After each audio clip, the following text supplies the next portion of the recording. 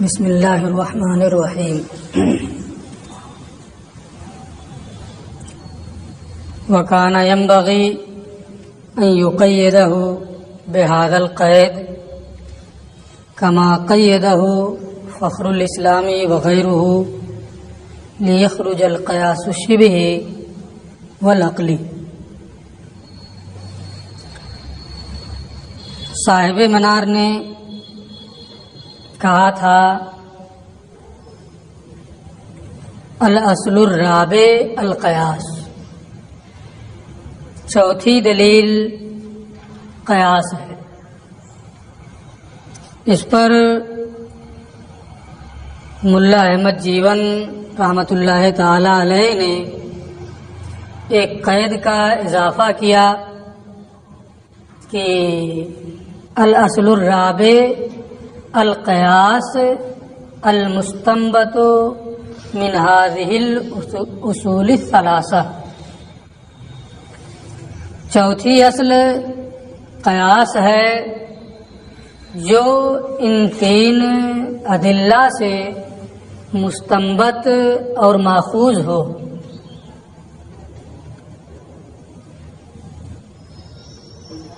اس قید کا اضافہ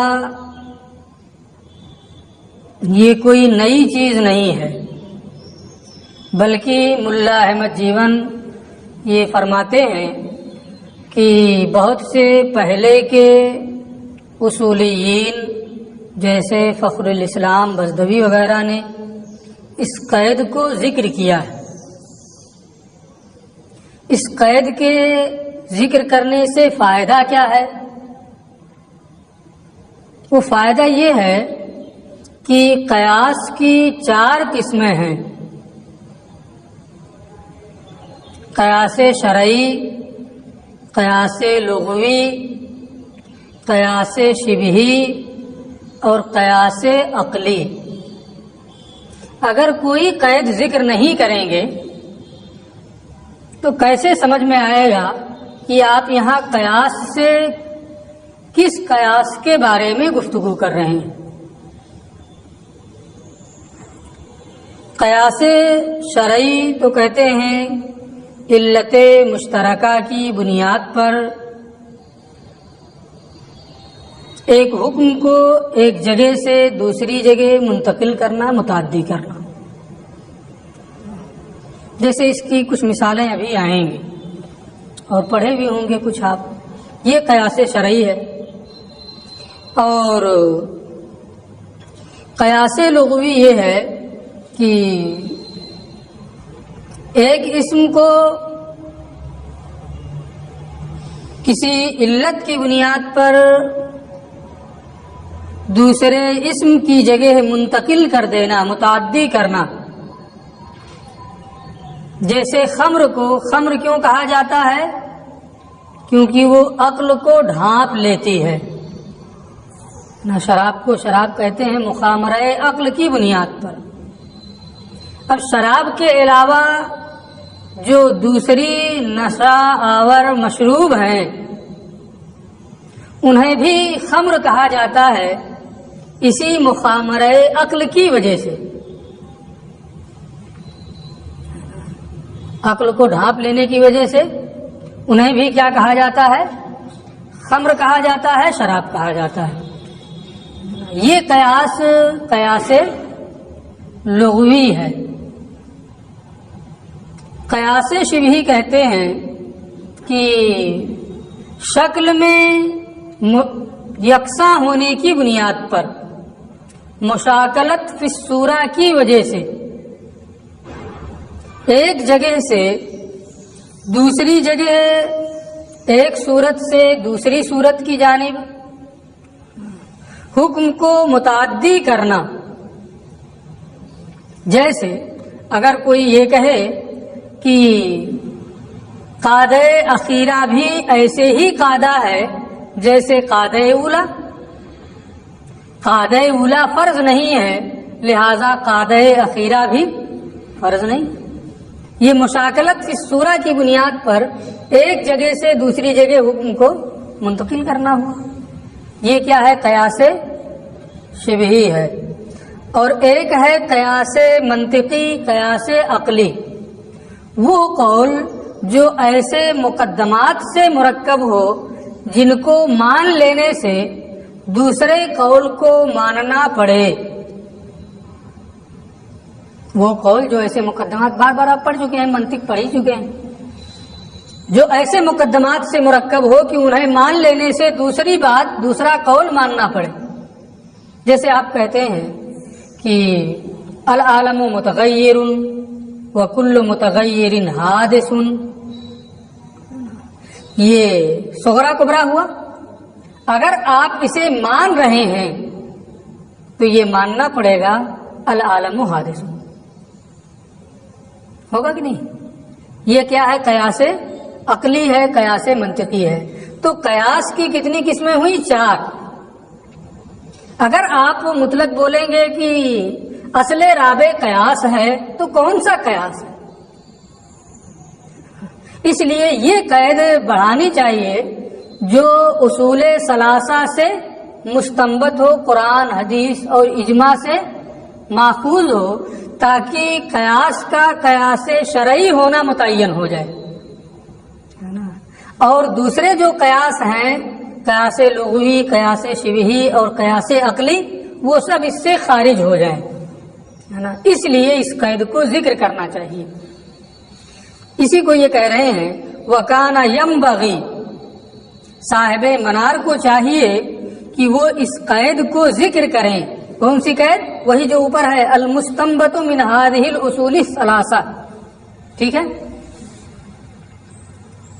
کیوں ذکر کرنا چاہیے؟ اسے اس قید سے مقید کرنا چاہیے، کما قیدہ فخر الاسلام، جیسے کہ امام فخر الاسلام بزدوی وغیرہ نے مقید کیا ہے، لیخرج، تاکہ خارج ہو جائے یہاں سے قیاس شبہی، قیاس عقلی اور قیاس لغوی وغیرہ، یہ سب کے سب اس سے خارج ہو جائیں۔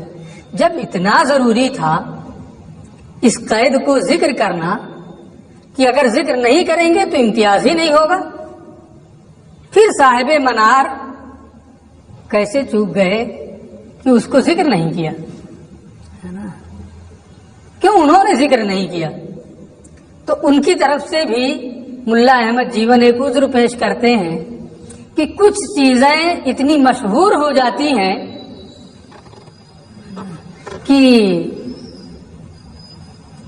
اگر ان کو ذکر کیا جائے یا نہ کیا جائے، آدمی کا ذہن اسی طرف جاتا ہے، ذکر اور عدم ذکر سب یکساں ہو جاتا ہے شہرت کی بنیاد پر۔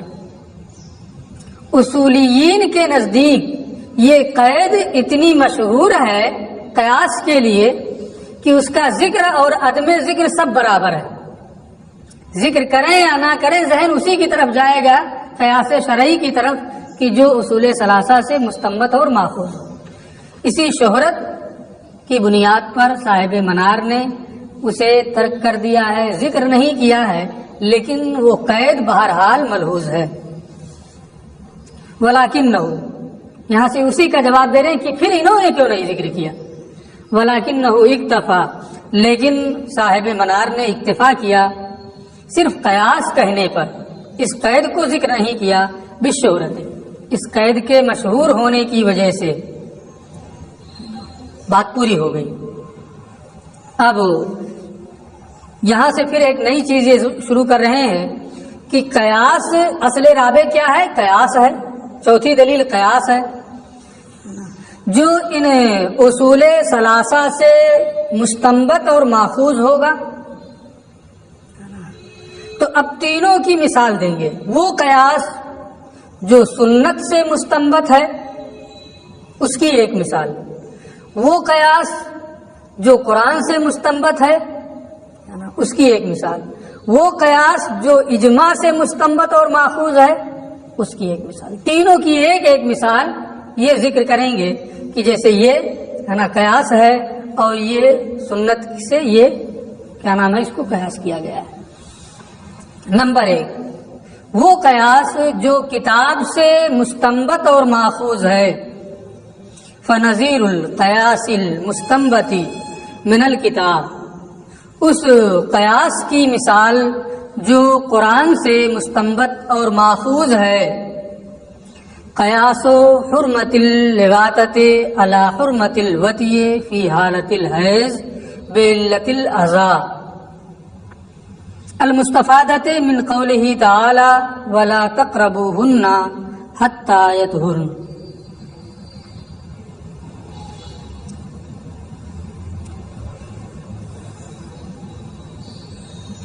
حرمت لواطت کو قیاس کرنا علت اذی سے حالت حیض میں قربت کے حرام ہونے پر، جو علت یا حرمت اللہ تعالی کے فرمان لا تقربوہن حتی یطہرن سے مستفاد اور مستنبط اور ماخوذ ہے۔ اب اسی کو سمجھنا ہے کہ ارشاد الہی ہے یسألونک عن المحیض قل هو اذی فاعتزلوا النساء فی المحیض ولا تقربوہن حتی یطہرن۔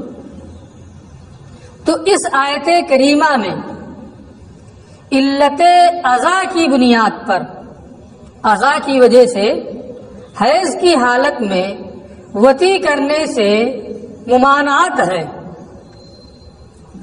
وطی کی حالت میں حیض کی حالت میں وطی کرنے سے ممانعت ہے۔ اس آیت کریمہ میں علت کیا ہے؟ اذی، کل ہوا اذی، آپ فرما دیں کہ وہ اذی ہے نا۔ اس علت کی وجہ سے حالت حیض میں قربت کرنا ممنوع ہوا، حرام ہوا۔ اب یہ علت جہاں بھی پائی جائے گی، حکم وہاں بھی پایا جائے گا۔ تو اب عورت کے ساتھ وطی،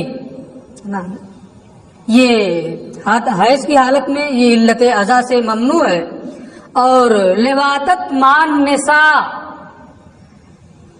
موضع حرص کو چھوڑ کر کے موضع فرض سے اگر کوئی فائدہ اٹھانا چاہے، فائدہ اٹھائے، تو یہ کیا ہے؟ حرام۔ کیوں؟ اس لیے کہ جس علت کی بنیاد پر حیض میں وطی کرنے سے منع کیا گیا،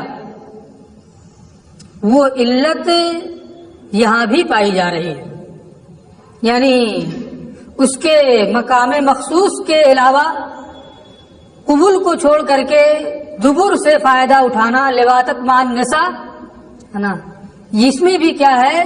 موضع اذی ہے، وہ موضع فرض ہے۔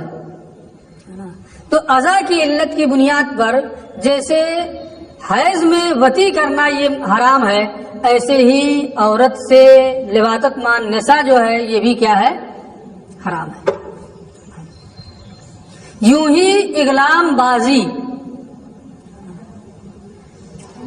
لواطت مار رجال، یہ بھی کیا ہے؟ حرام ہے۔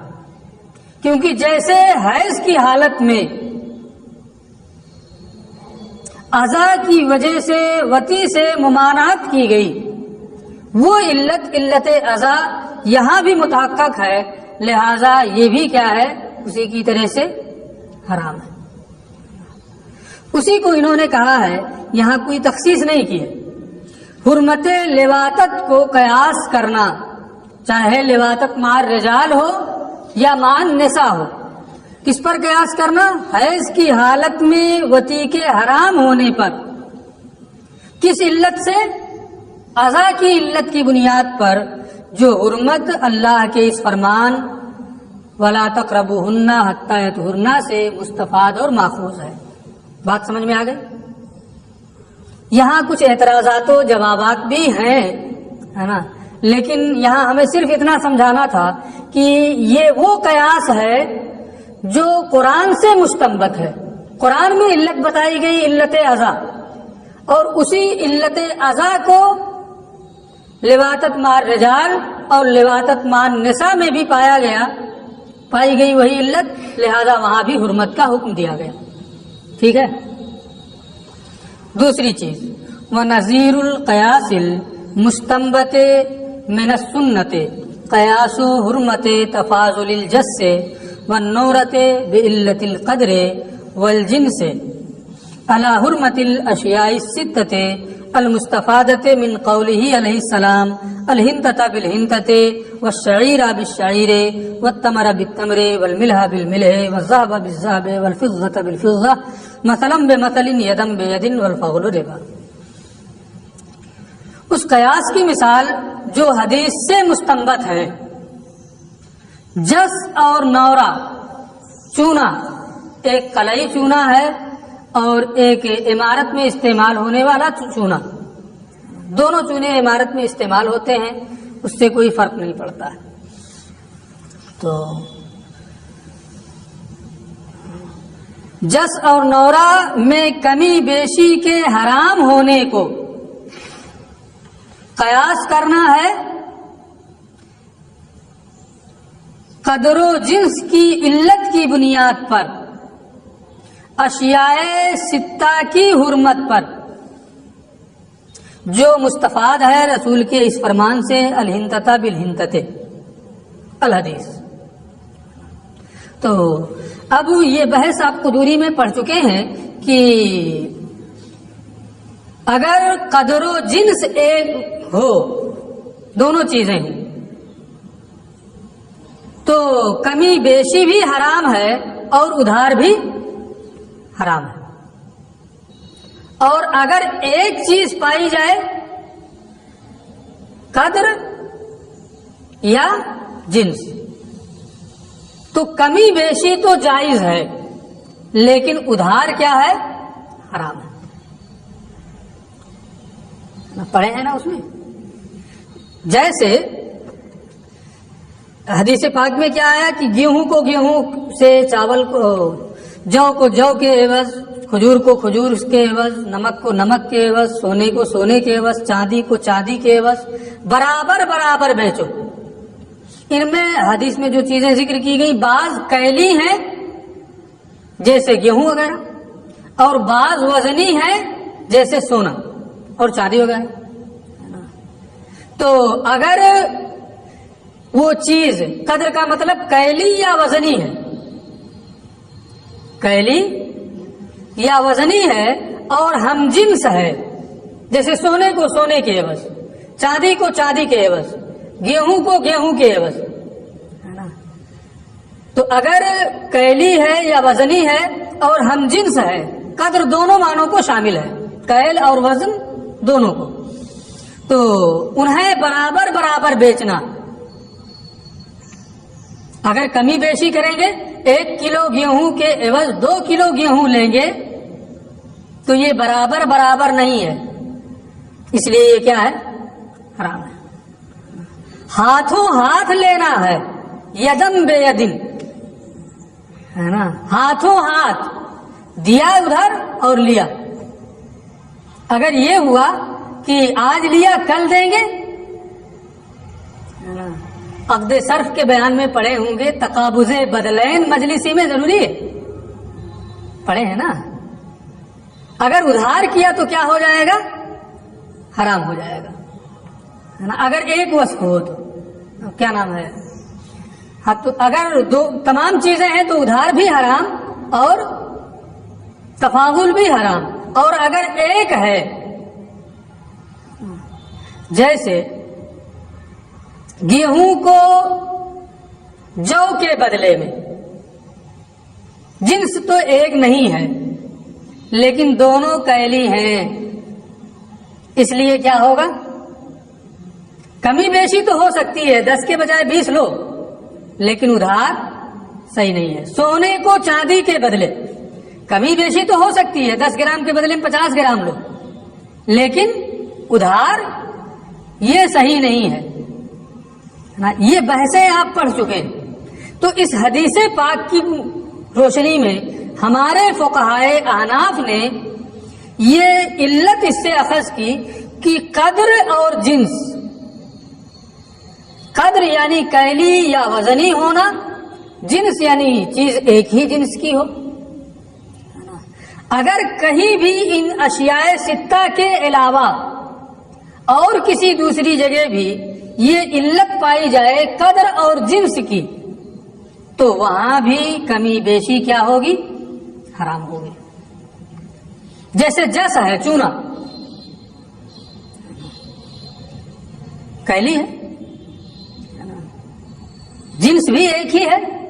اب اگر اس میں کمی بیشی کریں گے, اس میں کمی بیشی کریں گے تو کمی بیشی کرنا حرام ہوگا. جیسے گیہوں وغیرہ میں ہے, حدیث میں لوہے کا ذکر نہیں ہے, لوہا وزنی ہے, چاندی کا ذکر تو کیا گیا لیکن لوہے کا ذکر نہیں ہے. لیکن وہاں بھی وزنی ہونا اور جنس کا ایک ہونا. ہمارا یہ لوہا جو ہے یہ موٹا ہے, تمہارے والا جو پتلا سا ہے نا, کمی بیشی نہیں کر سکتے ہیں, برابر ہونا چاہیے. سمجھ میں بات آ رہی ہے نا؟ تو علت قدر و جنس کی بنیاد پر جو علت اشیاء ستہ کی میں جو حرمت ہے اس سے اخذ کی گئی ہے, اسی علت کی وجہ سے جس اور نورہ میں بھی کمی بیشی, لوہے میں بھی کمی بیشی کو حرام قرار دیا گیا, اسی پر قیاس کرتے ہوئے. ٹھیک ہے, یہ کون سا قیاس ہے؟ وہ قیاس جو ماخوذ اور مستنبط ہے سنت سے, حدیث سے. مثال سمجھ میں آ گئی. تیسری چیز وہ قیاس وہ نظیر القیاس المستنبط من الاجماع, وہ قیاس جو اجماع سے مستنبط ہو, اس کی مثال قیاس و حرمت ام المزنیت علی حرمت ام امتہ التی وطئها المستفادت من الاجماع بعلت الجزئیت والبعضیہ. جس بادی سے وطی کی, بادی سے وطی کرنا جائز ہے کہ نہیں؟ جس بادی سے آقا نے وطی کی اپنی اس موتوعہ بادی کی ماں سے نکاح کرنا یہ حرام ہے. دلیل اجماع. تمام فقہائے امصار کا, مجتہدین کا اتفاق اور اجماع ہے اپنی موتوعہ بادی کی ماں سے نکاح کرنا حرام ہے. علت کس بنیاد پر حرام ہے؟ کیونکہ آقا نے بادی سے وطی کی ہے نا, تو ان دونوں کے وطی کے نتیجے میں بچہ پیدا ہوا, تو وہ بچہ کیا ہوگا؟ دونوں کا جز ہوگا, دونوں کا جز ہوگا نا. جو بچہ پیدا ہوگا وہ دونوں کا جز ہوگا. تو اس بچے کے واسطے سے واطی اور موتوعہ میں بھی جزئیت اور اتحاد ہے. بچہ پیدا ہو یا نہ ہو, بہرحال وطی کی بنیاد پر ان دونوں میں جزئیت اور اتحاد کا معنی پیدا ہو جاتا ہے. تو آقا نے اپنی بادی سے وطی کی, تو اس وطی کے نتیجے میں بچہ پیدا ہوا, تو وہ ان دونوں کا جز ہوا, واطی کا بھی اور موتوعہ کا بھی. اور اس کے واسطے سے واطی اور موتوعہ یہ دونوں ایک دوسرے کے جز ہوئے ہے نا. اس نے قربت کی, اس سے وہ موتوعہ ہوئی ہے نا, پھر بچہ پیدا ہوا, تو وہ دونوں بھی ایک دوسرے کے جز ہوئے. تو جب واطی اور موتوعہ میں جزئیت اور اتحاد ہے, اسی وجہ سے اس بچے کا نکاح واطی کے باپ سے یا واطی کی کیا نام موتوعہ کی بیٹی سے, یا اگر یہ جو بچہ پیدا ہوا یہ بیٹی ہے نا, تو وطی کرنے والے کے باپ یا اس کے بیٹے سے نکاح کرنا کیا ہے؟ حرام. تو یہ پتا چلا اس سے کہ واطی اور موتوعہ بادی جو ہے اور آقا, وطی کی بنیاد پر ان میں جزئیت اور اتحاد کا معنی آ جاتا ہے. اسی جزئیت اور اتحاد کی وجہ سے واتی پر موضوعہ کے اصول و فروع اور موضوعہ پر واتی کے اصول و فروع کیا ہیں؟ حرام ہو جاتے ہیں۔ یعنی آقا پر اپنی موضوعہ بادی کے اصول و فروع حرام، اور اس موضوعہ بادی پر اپنے آقا کے اصول و فروع کیا ہوں گے؟ حرام ہو گئے۔ کس علت کی بنیاد پر؟ جزئیت کی بنیاد پر، علت جزئیت کی وجہ سے۔ ٹھیک ہے، اتنی بات سمجھ میں آ گئی۔ تو اجماع کی میں یہ ہے کہ اپنی موضوعہ بادی کی ماں سے نکاح کرنا حرام ہے، کیونکہ واتی اور موضوعہ ایک دوسرے کے جز ہو گئے ہیں، اور اپنے جز کے اصول و فروع کیا ہوتے ہیں؟ حرام ہوتے ہیں۔ لہذا ایک دوسرے پر ایک دوسرے کے اصول و فروع کیا ہوں گے؟ حرام ہوں گے۔ یہ بات تو ہو گئی۔ اب یہاں یہ ہوگا کہ جب واتی اور موضوعہ ایک دوسرے کے جز ہو گئے اور اپنے جز سے کیا ہے فائدہ اٹھانا حرام، تو ایک مرتبہ وتی کر لیا، اگرچہ وہ اس کی بیوی ہو، ہے نا، وہ اس کی جز ہو گئی، اور پھر اس سے قربت کرنا حرام ہو جائے۔ جیسے یہاں آپ کہہ رہے ہیں کہ وہ جزئیت اور اتحاد کا معنی ہوا، اس لیے ایک دوسرے پر ایک دوسرے کے اصول و فروع حرام ہو گئے۔ اصول و فروع تو حرام ہو گئے، وہ آپس میں جزئیت پائی گئی، پھر بھی ایک دوسرے پر حرام نہیں ہو رہے۔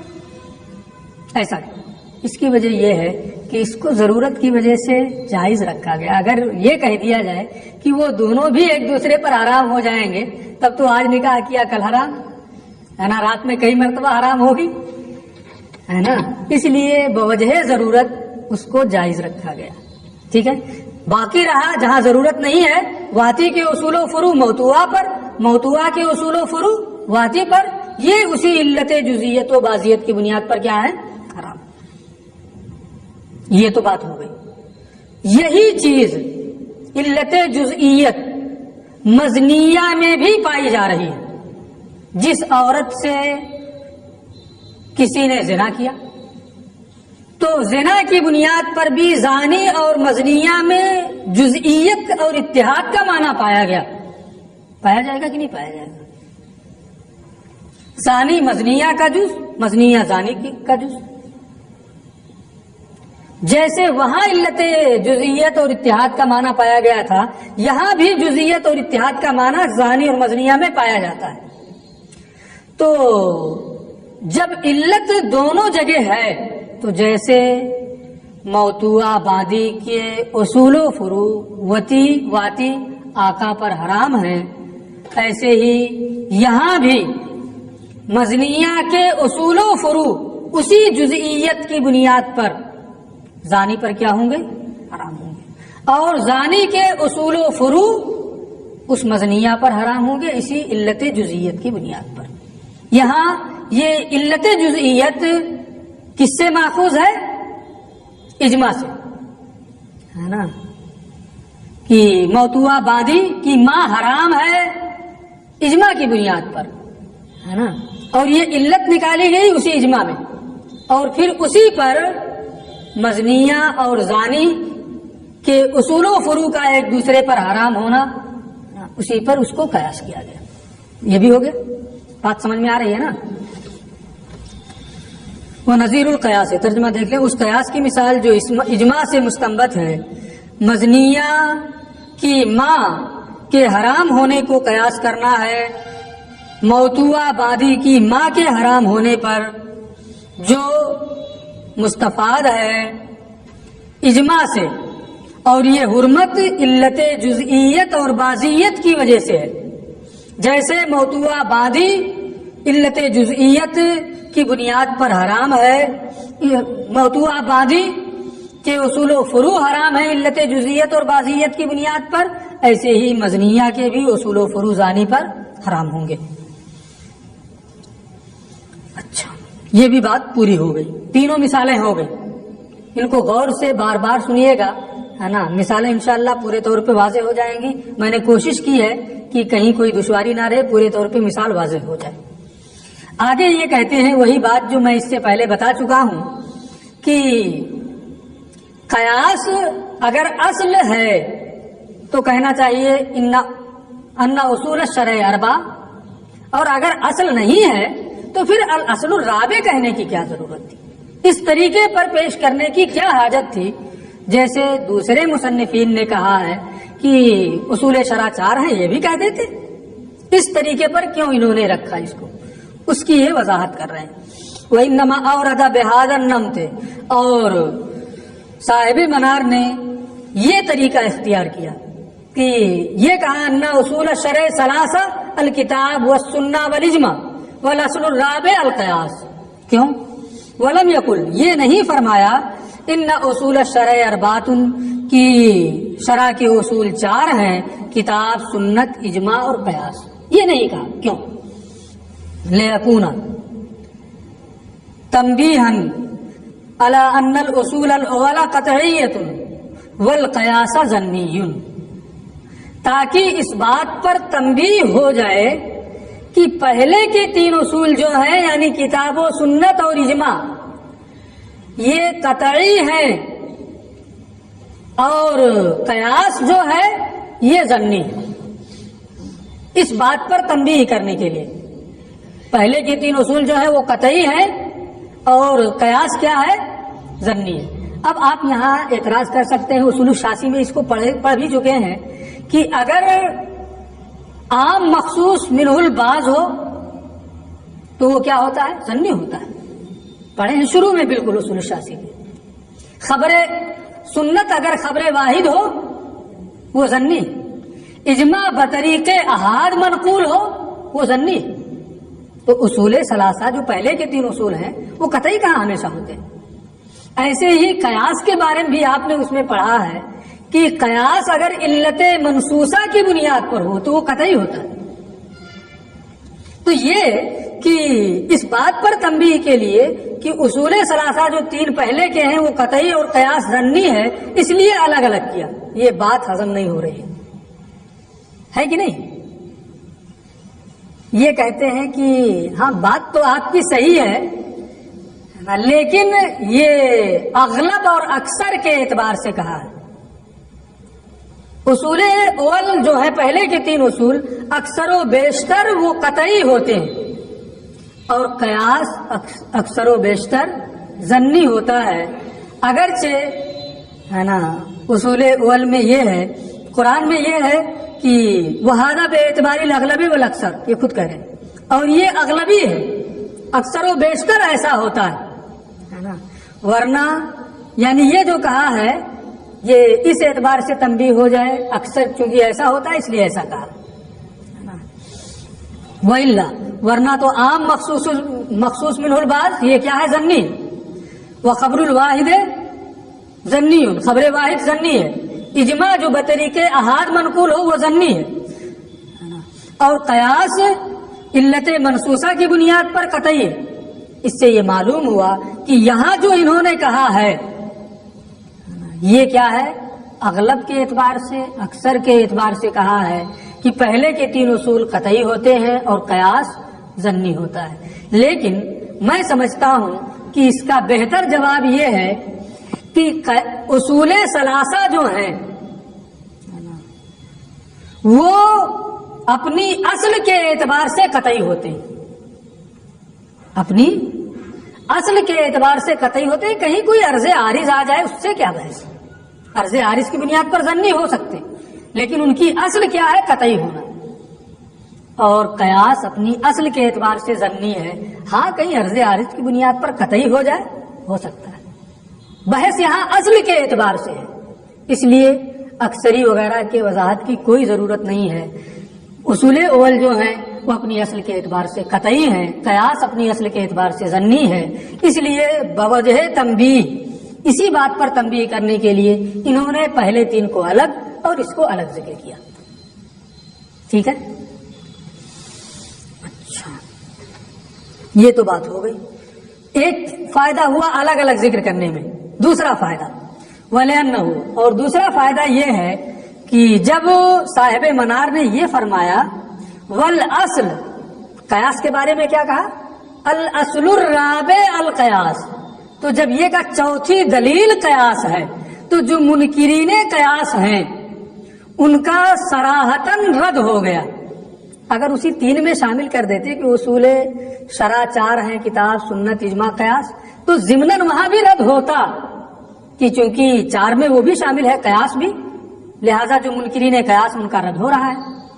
لیکن اس کو الگ جب ذکر کر دیا کہ والاصل الرابع القیاس، قیاس کے ساتھ ہی اصل رابع کو ذکر کیا، اصل کے لفظ کو، کہ چوتھی دلیل قیاس ہے، تو جو منکرین قیاس ہیں ان کا رد صراحتاً ہو رہا ہے، وضاحت کے ساتھ ہو رہا ہے.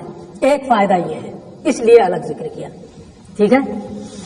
وَلِأَنَّهُ لَمَّا قال، اس لیے کہ جب صاحب منار نے کہا والاصل دلیل، چوتھی دلیل، کانا ردن علی منکرین القیاس قصدن و صریحن، تو یہ قصدن اور صریحن منکرین قیاس کا رد ہو گیا، اس لیے انہوں نے الگ ذکر کیا. ایک اور فائدہ ہے نا، ولما قال الرابع، جب انہوں نے کہا الاصل الرابع، چوتھی دلیل، کانا دالن، تو یہ اس بات پر دلالت ہو گئی کہ اس کا مرتبہ اصول ثلاثہ کے بعد ہے، اس کا مرتبہ اصول ثلاثہ کے بعد ہے. فما دام کان الحکم موجودا فی واحد من الثلاثہ، تو جب تک حکم پہلے والے 3 میں سے کسی ایک میں موجود رہے گا قیاس کی ضرورت نہیں پڑے گی. ان فوائد کے پیش نظر انہوں نے قیاس کو اصل رابع کہہ کر کے